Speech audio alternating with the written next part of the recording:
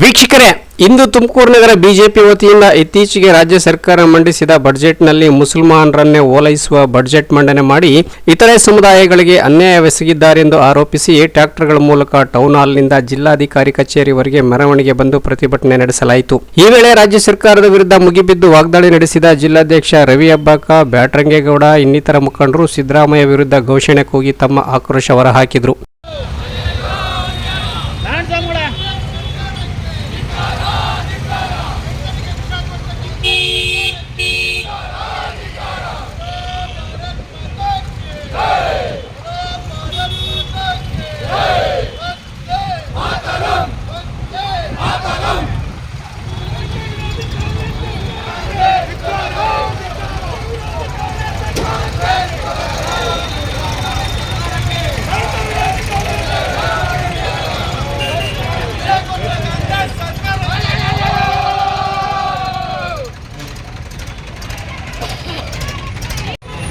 ದಲಿತ ವಿರೋಧಿ ಕಾಂಗ್ರೆಸ್ ಸರ್ಕಾರಕ್ಕೆ ದಲಿತ ವಿರೋಧಿ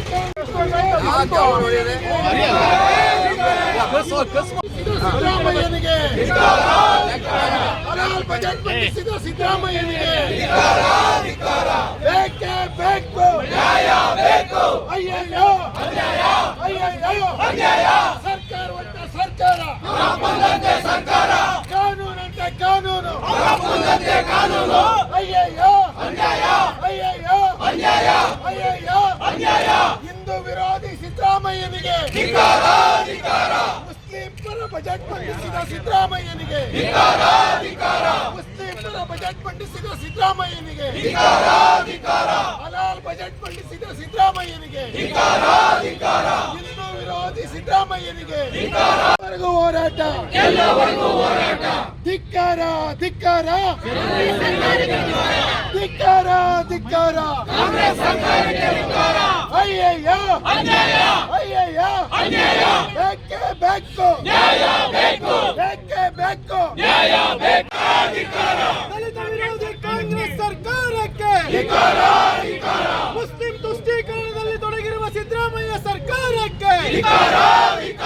ಅದರಲ್ಲೂ ಬಿಜೆಪಿ ಮುಖಂಡ ವಿನಯ್ ಬಿದರೆ ಒಂದು ಹೆಜ್ಜೆ ಮುಂದೆ ಹೋಗಿ ನರೇಂದ್ರ ಮೋದಿ ಸಬ್ಕಾ ಸಾಥ್ ಸಬ್ಕಾ ವಿಕಾಸ್ ಅಂದ್ರೆ ಸಿದ್ದರಾಮಯ್ಯ ಸಾಬ್ರುಕಾ ಸಾಥ್ ಸಾಬ್ರುಕಾ ವಿಕಾಸ್ ಅನ್ನಲು ಹೊರಟಿದ್ದಾರೆಂದು ತಮ್ಮ ಆಕ್ರೋಶ ಹೊರಹಾಕಿದರು. ಬಂಧುಗಳೇ, ಇವತ್ತು ಮುಸಲ್ಮಾನರು ಹೆಚ್ಚಾಗಿರ್ತಕ್ಕಂಥ ಜಾಗಗಳಿಗೋಸ್ಕರ ಪ್ರತ್ಯೇಕವಾಗಿರೋ ಯೋಜನೆಗಳು, ಬೇರೆ ಬೇರೆ ಅನುದಾನಗಳಲ್ಲಿ ಮುಸಲ್ಮಾನರಿಗೆ, ದಲಿತ ವಿರೋಧಿ ಸಿದ್ದರಾಮಯ್ಯನಿಗೆ.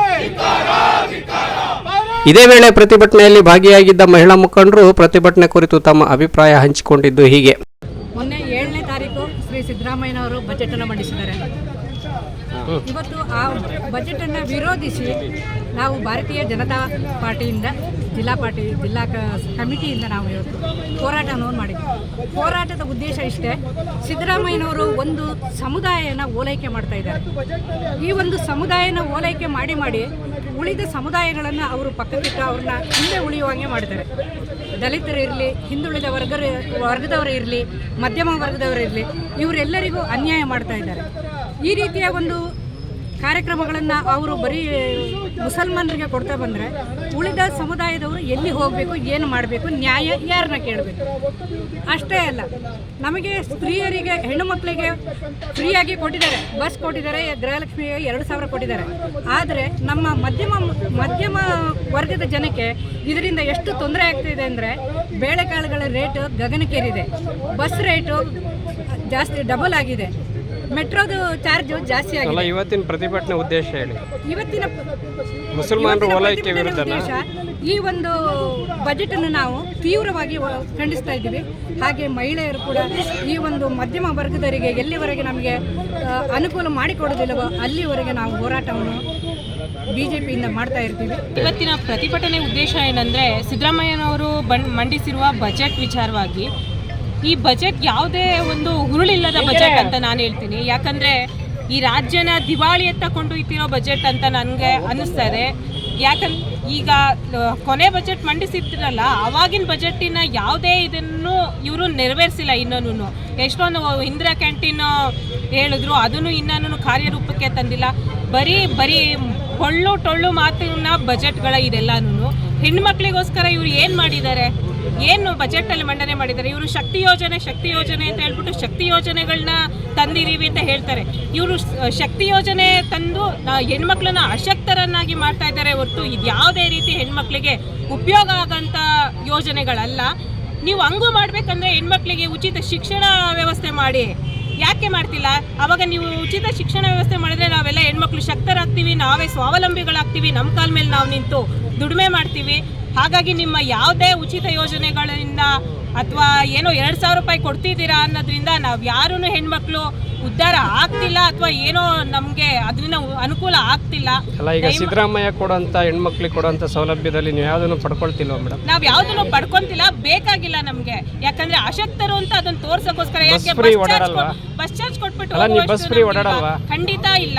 ನಾವು ಹೋದ್ರೂ ಕೂಡ ನಾನು ಟಿಕೆಟ್ ಕೊಟ್ಬಿಟ್ಟು ನಾನು ದುಡ್ಡು ಕೊಟ್ಬಿಟ್ಟು ಟಿಕೆಟ್ ಖರೀದಿ ಮಾಡ್ತೀನಿ. ಹಾಗೆ ನನ್ಗೆ ಯಾವುದೇನೆ 2,000 ರೂಪಾಯಿ ನಾನು ಯಾವುದಕ್ಕೂ ಅಪ್ಲಿಕೇಶನ್ ಹಾಕಿಲ್ಲ, ನಮ್ಗೆ ಯಾವ್ದು ದುಡ್ಡು ಬರ್ತಿಲ್ಲ. ನಮ್ಗೆ ಯಾವುದೇ ರೀತಿ ಈ ಸರ್ಕಾರ ಕೊಡ್ತಿರೋ ಯಾವ್ದು ಬೇಡ, ಖಂಡಿತ ಬೇಡ ರೀ, ಖಂಡಿತ ಬೇಡ. ಮಹಿಳೆಯರ ರಕ್ಷಣೆ ಕೊಡಿ, ಮಹಿಳೆಯರಿಗೆ ಉಚಿತ ಶಿಕ್ಷಣ ಕೊಡಿ, ಅಷ್ಟೇ ನಾವು ಈ ಮೂಲಕ ಕೇಳ್ಕೊಂತೀವಿ. ಮಾನ್ಯ ಸಿದ್ದರಾಮಯ್ಯನವ್ರಿಗೆ ಈ ವಿಷಯ ತಲುಪ್ಲಿ ಅಷ್ಟೇ. ದಲಿತ ವಿರೋಧಿ ಕಾಂಗ್ರೆಸ್ ಸರ್ಕಾರಕ್ಕೆ, ಮುಸ್ಲಿಂ ತುಷ್ಟೀಕರಣದಲ್ಲಿ ತೊಡಗಿರುವ ಸಿದ್ದರಾಮಯ್ಯ ಸರ್ಕಾರಕ್ಕೆ, ದಲಿತ ವಿರೋಧಿ ಸಿದ್ದರಾಮಯ್ಯನಿಗೆ